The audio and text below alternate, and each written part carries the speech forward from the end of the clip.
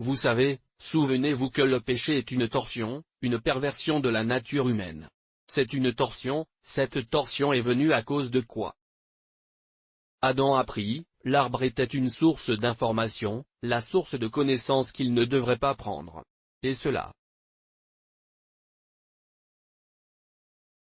La connaissance n'était pas bonne pour eux comme à l'époque et ne le sera jamais. Mais Dieu leur avait dit de ne pas le prendre parce que ça allait changer. La loi selon laquelle l'homme a été conçu. Eh bien, ils l'ont fait et rappelez-vous encore que le péché est. Chata en hébreu et signifie en faire rater la cible, mais ce n'est pas rater la cible comme dans l'idée de rater l'œil du taureau. Juste peut-être à quelques centimètres ou quelque chose comme ça, non, c'est comme s'éloigner. En fait, l'idée est, capturez plus. Clairement quand vous en parlez comme à Lagos si vous allez juste dans ces îles, ces ponts, si vous venez du continent et que vous prenez par erreur l'un de ceux qui tournent et vous vous retrouverez probablement ailleurs que là où vous êtes.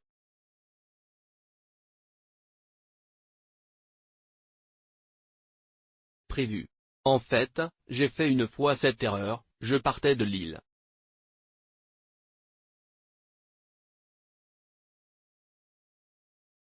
Vers le continent. Est-ce l'aéroport ou quelque chose comme ça et j'ai juste pris l'autre gars, c'était avec Uba et il semble que ce soit un nouveau gars à Uba et il m'a demandé lequel? J'ai juste pointé ce.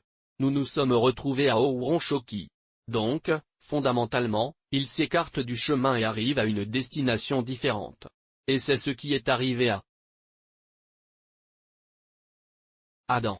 Mais vous savez, cela commence comme une graine et se développe comme un virus comme le cancer et Mr. C qui se propage dans tout le corps à la fin de la journée. La Bible dit que la fin de cela, le péché pleinement développé devient la mort.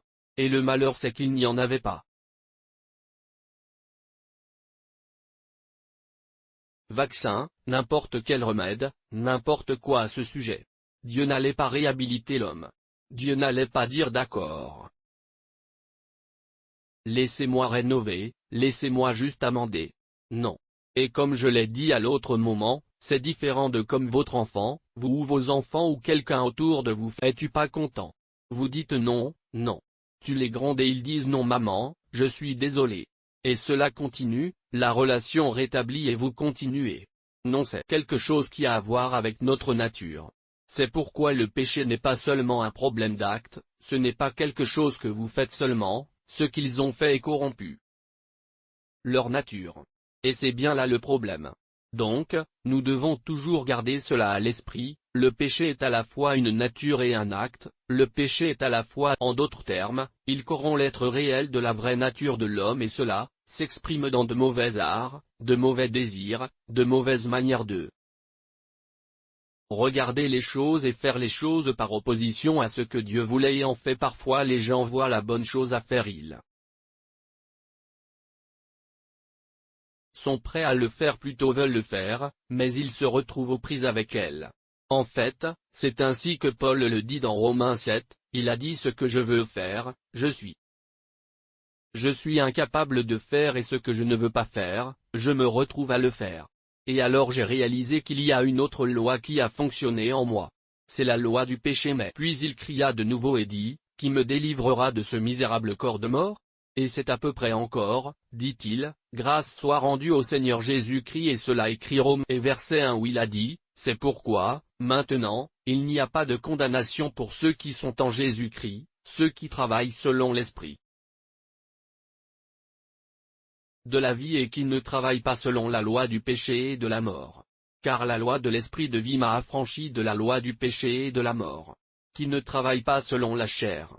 Alors, il y a deux lois là-bas, mais elles ont établi que pour que cela soit possible, cela venait de Jésus et de toute la question de la gestion du péché et des questions de salut.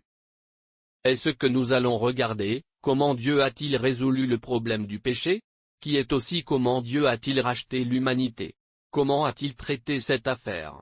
Révolte, cette rébellion et cette transgression, la corruption qui est arrivée à l'humanité.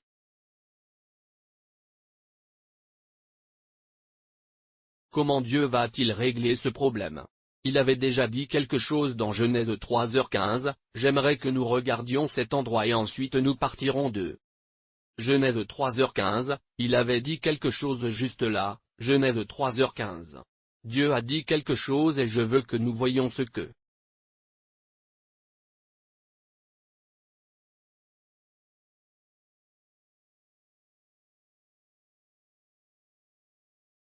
le Seigneur dit là. Et je mettrai inimitié entre toi et la femme, et entre ta postérité et sa postérité, elle t'écrasera la tête, et tu lui blesseras le talon. Ainsi.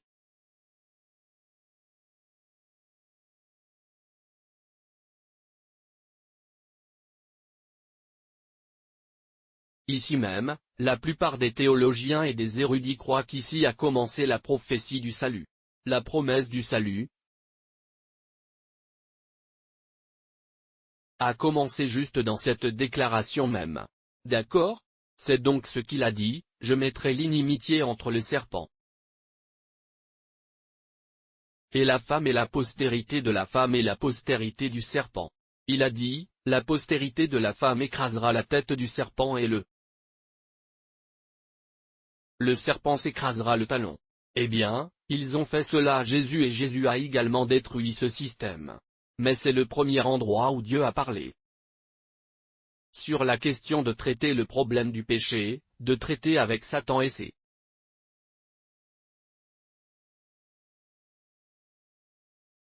royaumes et tout cela et en plus de faire face aux ennuis que l'homme avait acquis, en mangeant le fruit défendu.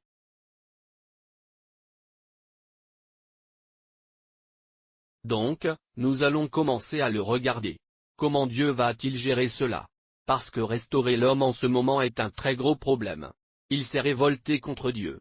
Et Dieu avait prononcé un jugement sur eux. Si vous continuez à lire à partir de ce verset 15 vers le bas, Dieu lui avait dit poussière tu es poussière, tu reviendras. Qui est la mort? La mort qui est la mort. Il n'était pas destiné à mourir. Alors Dieu a dit poussière tu reviendras. C'est le début de la mort. Mais encore une fois, cela fait aussi partie de la maladie parce que la maladie est le processus par lequel la mort survient.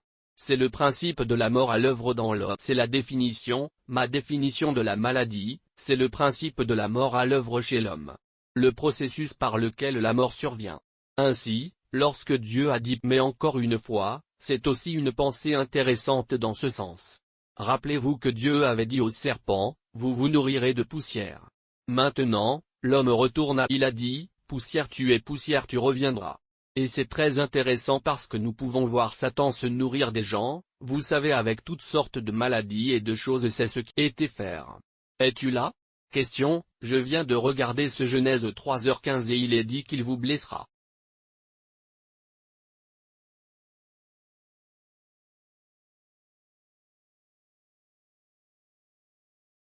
Tête et tu lui blesseras le talon. Nous savons que lorsque Dieu a dit qu'il vous écraserait la tête, cela signifiait que Jésus venait écraser Satan et toute son autorité pour ainsi dire. Mais je ne comprends pas le sens de « et tu lui blesseras le talon ».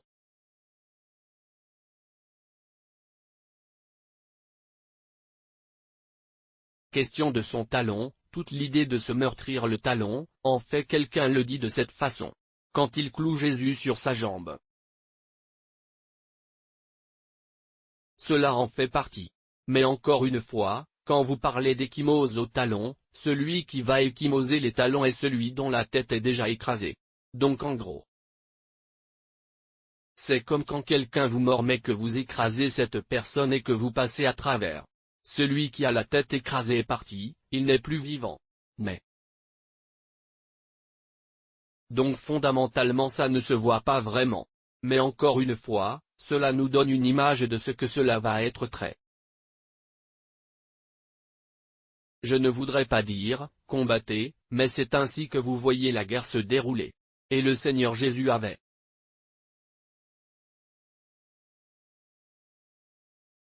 détruit les œuvres du diable. Comme le dira la Bible quand vous regardez le 1er Jean chapitre 3 verset 8. Mais quand vous regardez l'ensemble du processus, l'ensemble pas aussi facile pour Jésus lui-même. Souviens-toi, avait-il dit au Père, tu peux m'enlever cette coupe, si c'est ma volonté, parce que ça n'allait pas être facile. Mais c'est une chose pour laquelle il était venu, il fallait qu'il le fasse pour que nous soyons aussi libres. D'accord. Alors Dieu a dit.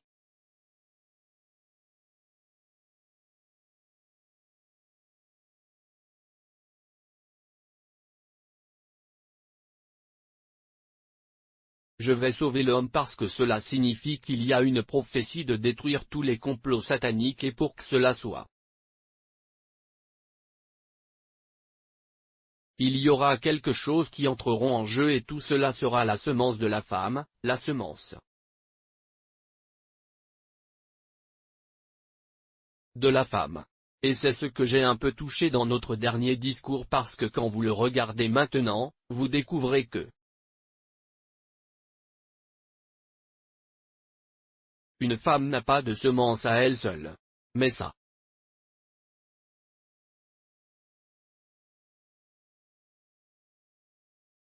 Le temps que ça va arriver. Et maintenant nous savons que cela s'est passé avec Marie, à qui l'ange est venu et a dit, tu es hautement favorisée. Et vous concevrez et enfanterez un fils et son nom sera Jésus ou Yeshua selon le cas. Et il a dit, vous lui donnera le trône de son père, David et son royaume n'auront pas de fin.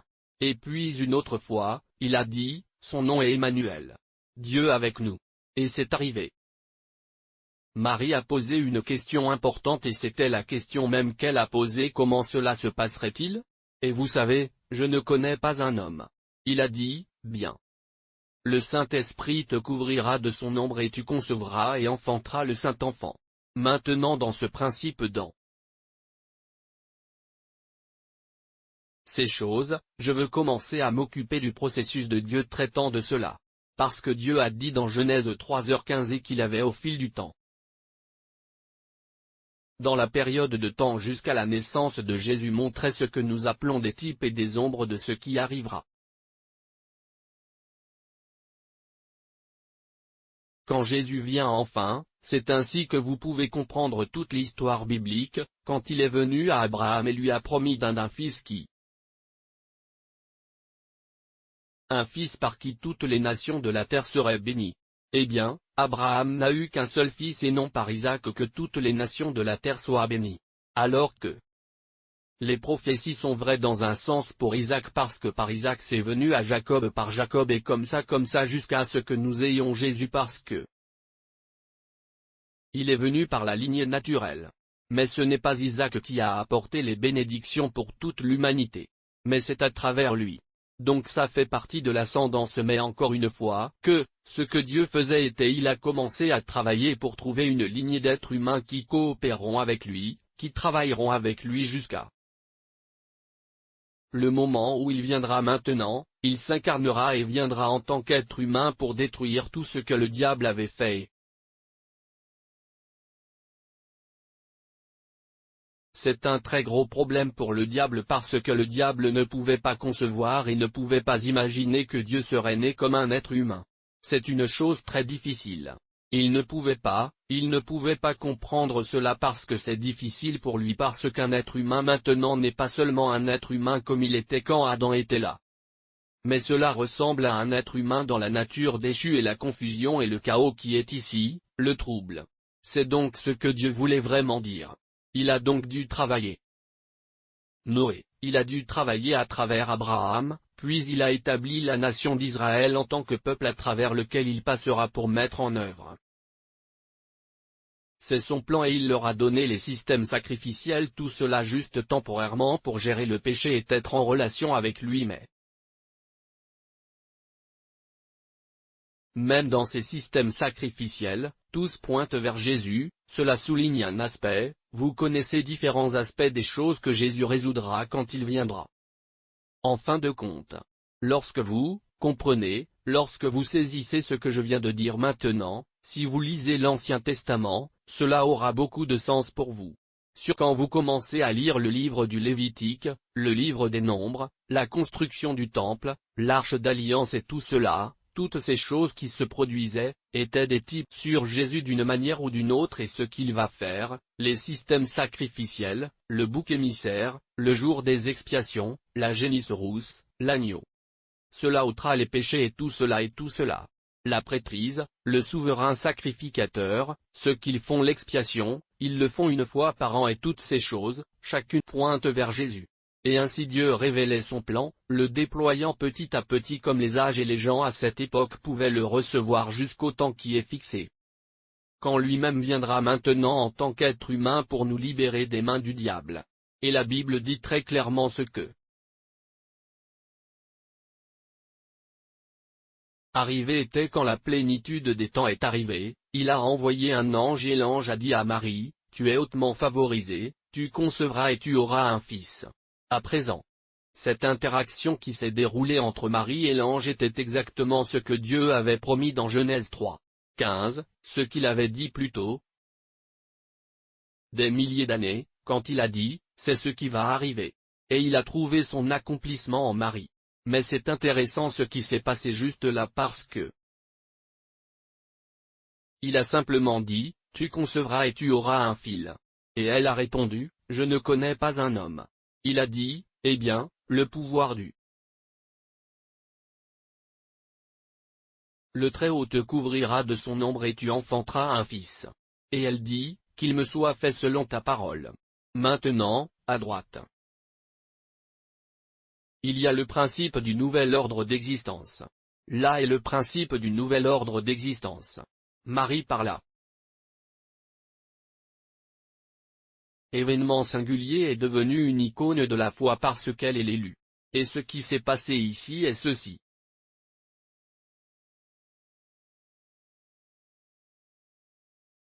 Dit-elle, l'ange lui a dit ce qui est naturellement impossible et ce qui n'a pas de priorité. Il n'y a rien de tel avant. Il n'y a pas de point de référence. Il n'y a rien qu'elle puisse regarder en arrière dans l'histoire ou regarder en arrière dans la Bible et dire d'accord, je pense que c'est déjà arrivé. Et il n'y a pas de telle chose.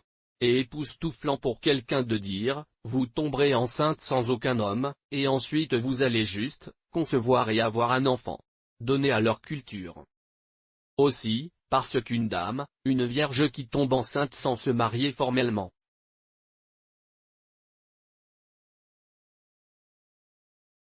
C'est aussi une condamnation à mort. D'accord? Et c'est donc tout un tas de choses entourant la confusion qui aurait dû l'assombrir et tout. Mais en toute simplicité, elle a posé une simple question, comment cela se passerait-il? Parce que, vous savez, je n'ai rien eu avec aucun homme.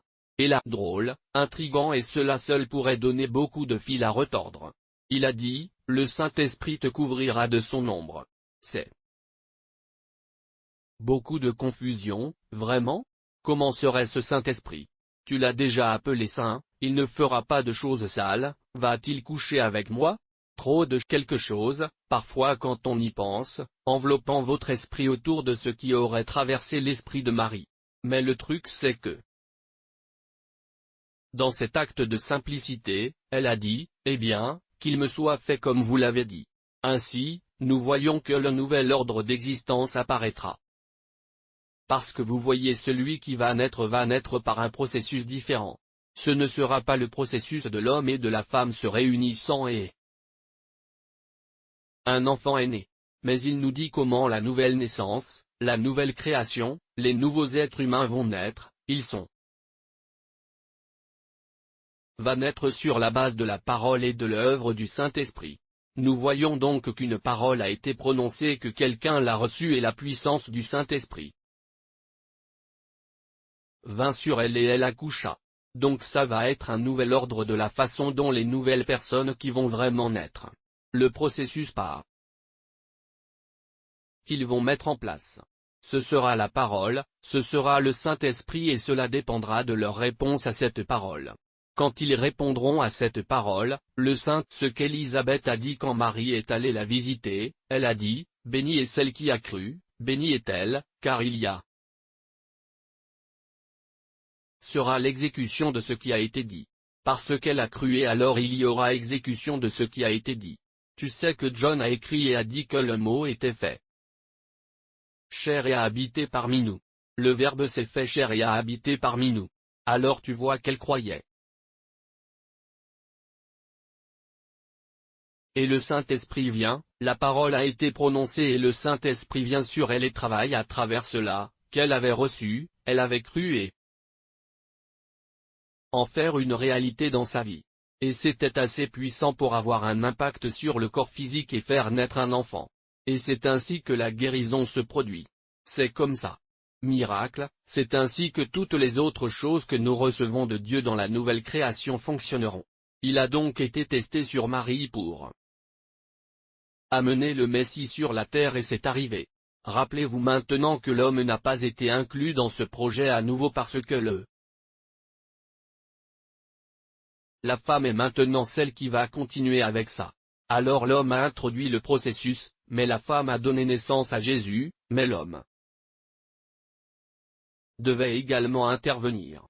Ils ont amené Joseph pour apporter une couverture, cette couverture de la paternité. Le diable accusera aussi Jésus d'être un bâtard. Mis Joseph en place. Et si vous le regardez très bien, Joseph a également continué à jouer le rôle de père en protégeant Marie et en protégeant Jésus. Maintenant vous voyez que Joseph agit comme Adam qui n'a pas failli à sa responsabilité. D'accord? Alors il a pris soin de Marie et a pris soin de Jésus. Et l'enfant est né. Quand Hérode a voulu les tuer, un ange lui a dit de décoller puis d'aller en Égypte et il l'a fait quand celui-ci s'est produit, les a ramenés en Israël. Non, les ramener à Nazareth et il était là pour eux. Es-tu là? Nous voyons donc le processus, le point que je veux que vous voyiez est le principe sous-jacent. Le principe de la parole et le Saint-Esprit et la foi. Voilà comment cela fonctionne. Maintenant, quand Jésus est né, et finalement il est venu ici et il a grandi et il est temps maintenant de traiter ce problème, à la fois traitant du problème du péché et de la rédemption de l'homme. C'est où se trouve tout le but de sa venue maintenant. Il y a deux choses importantes que Jésus doit accomplir s'il veut. S'il voulait délivrer l'homme. S'il nous rachètera, s'il nous sauvera. Ces deux choses sont numéro 1, il va accomplir la loi d'obéissance. Deuxièmement, il va aussi satisfaire la justice divine. Et c'était vraiment un dilemme au tout début.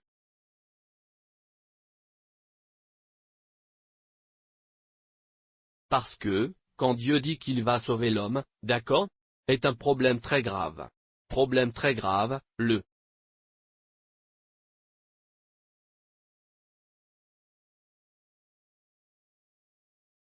La raison est que réfléchissez-y un instant, il a dit, si vous touchez cela, vous mourrez, pas sûrement mourrez, vous mourrez maintenant.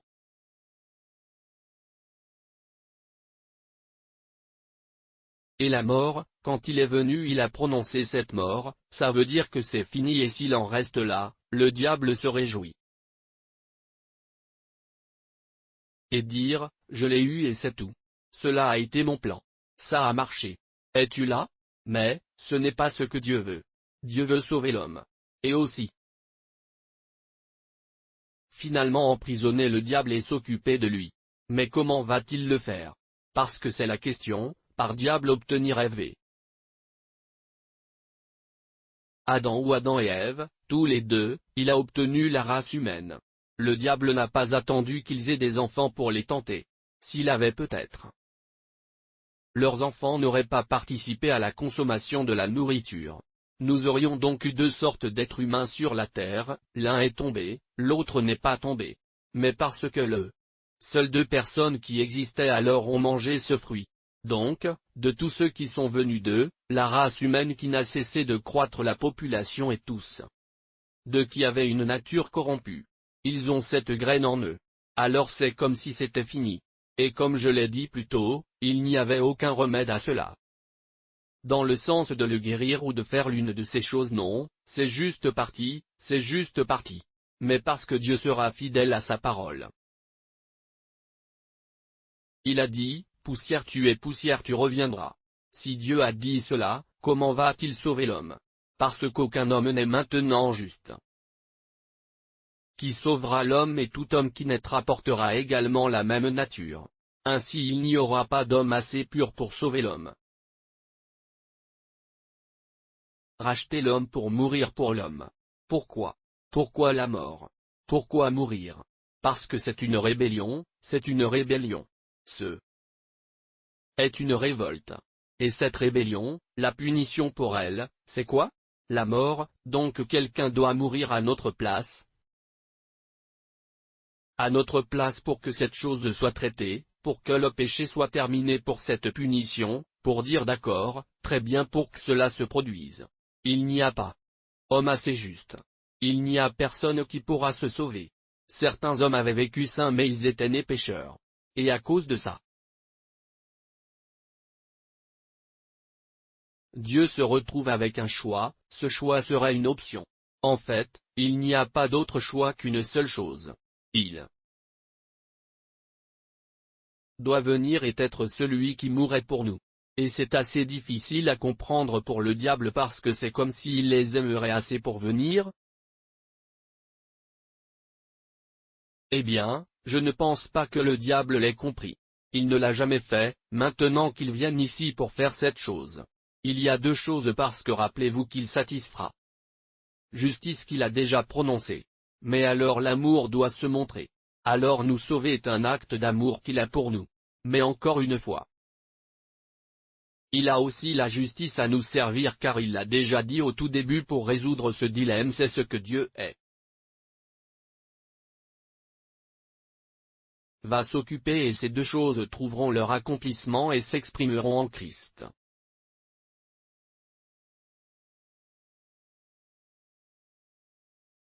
C'est pourquoi la Bible dit dans Jean 3h16, car Dieu a tant aimé le monde qu'il a donné. Alors son amour l'a motivé, son amour l'a poussé à s'incarner. Un homme mais il doit contourner son incarnation ou il doit trouver une autre route, un autre processus qui ne le contaminera pas. Es-tu là avec moi? Parce que celui qui doit venir en tant que juste pour être qualifié et que nous avons vu ces dernières années. Quand Dieu dirait aux enfants d'Israël de prendre un agneau sans défaut, un agneau sans défaut, un agneau sans tache. Es-tu avec moi? Parce qu'il a être quelque chose de saint, quelque chose de propre. Donc, toutes ces choses, étaient des images, des types et des ombres pointant vers celui qui peut sauver l'humanité est impeccable. Celui qui n'avait aucun péché à la fois dans la nature et dans les actes, il n'a rien fait de mal et il n'a rien de mal à l'intérieur de lui parce qu'un criminel mourant pour un criminel n'annule pas sa peine. Chacun meurt pour ses propres péchés et crimes. Es-tu là? Alors,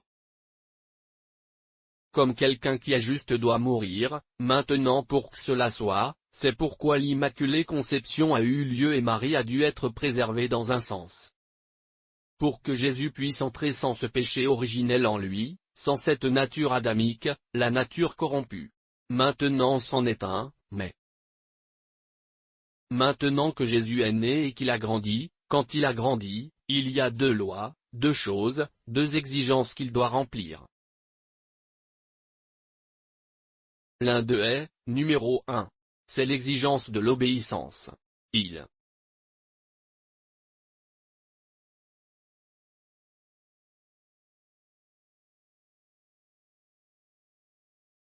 doit remplir l'exigence d'obéissance. Cela signifie qu'il aura l'opportunité de vivre ici comme Adam avait vécu et le commandements de Dieu seront également de la même manière qu'Adam l'avait. Et il sera autorisé à être tenté par le même démon de la même manière qu'il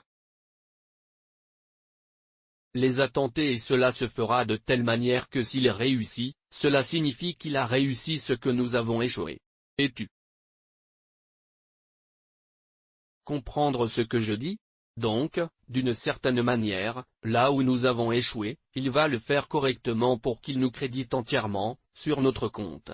Après qu'il ait fait tout cela pour que nous puissions nous tenir devant Dieu justement parce que c'est la restauration de notre nature même, la justice est pas seulement restaurer, pardonner et annuler ce que nous avons fait. Il doit nous restituer cette nature. Mais il doit aussi supprimer le crime que nous avons commis et l'annuler normalement. Et en d'autres termes, il sera puni, d'accord? Et tout cela ira, alors quand nous nous tiendrons devant Dieu, le diable n'accusera pas Dieu pour quoi que ce soit d'injustice. Toutes ces sortes de choses qui vont nous accuser ou essayer d'accuser Dieu. D'accord. Question, pouvez-vous, s'il vous plaît, expliquer cela, son accomplissement de la justice divine. Je commence le divin. Justice. J'en viens à cela parce que ce que je viens de dire, j'ai signalé deux lois, celle-là maintenant parce que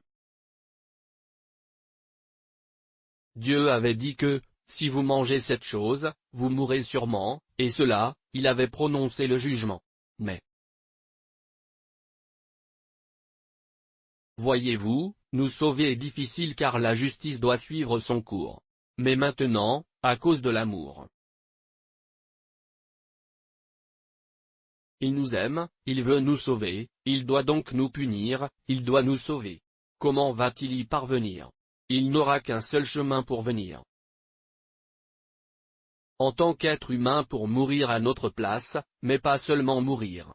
Mais il passera aussi l'épreuve de l'obéissance, qui Adam a échoué, en substance. Sinon, il vivra ici de la même manière qu'Adam a vécu et sera tenté de la même manière qu'Adam a été tenté et sa femme. Et il passerait le test après avoir fait cela, il serait exécuté, il mourrait à notre place parce qu'un criminel ne mourra pas pour un criminel, car cela signifie que chacun meurt pour son propre crime. Il doit être assez juste pour mourir à notre place. Pour que ce soit. Aussi, il doit naître d'une manière qu'il n'aura pas cette nature originelle adamique qui est déjà corrompue et il doit vivre ici sans offenser aussi. Agis pour qu'il soit pur de bout en bout. Alors il mourra à notre place pour que, cela satisfasse la justice divine. Très bien? Il sera qualifié pour accomplir la justice divine. Et en même temps, il peut maintenant nous créditer de ce qu'il a gagné. Il a vraiment gagné, cela peut maintenant nous être imputé ou nous être transmis.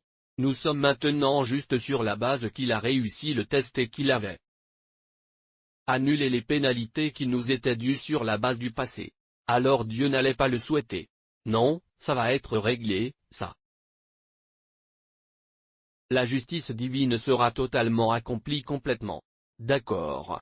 Mais il doit aussi obtenir l'obéissance, de sorte que nous nous tiendrons maintenant, nous tiendrons devant propre obéissance. Es-tu là maintenant avec moi? Si vous avez cela, maintenant vous apprécierez ce que Jésus a fait.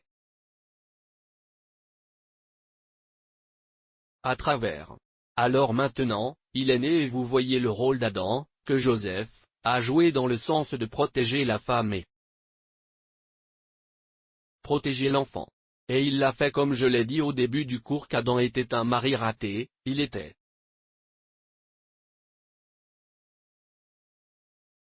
absent, c'était un père absent et tout ce genre de choses. Mais nous voyions Joseph jouer ce rôle et le faire bien. Et Jésus a grandi et quand il avait 30 ans, il a été baptisé. Et après le baptême, la Bible dit que le Saint-Esprit l'a conduit dans le désert pour qu'il soit tenté. En d'autres termes, l'essence, le but pour lequel Jésus est allé au désert devait être tenté. C'est la raison pour laquelle il est allé dans le désert pour être tenté. Mais il doit être tenté dans des conditions et des circonstances appropriées et justes. Alors il y est allé et a jeûné pendant 40 jours et 40 nuits. En d'autres termes, à ce moment, il a dépassé la limite humaine de rester sans nourriture. En d'autres termes, chaque cellule, chaque fibre, tout ce qui nous compose, dans son corps, réclamerait quelque chose à manger. D'accord? Et quand il était dans cet état, Satan s'est présenté et a dit, « Viens, je peux voir la façon dont tes yeux ont tombé dans ton crâne. Je veux juste suggérer quelque chose pour vous aider parce que je sais que vous avez du mal.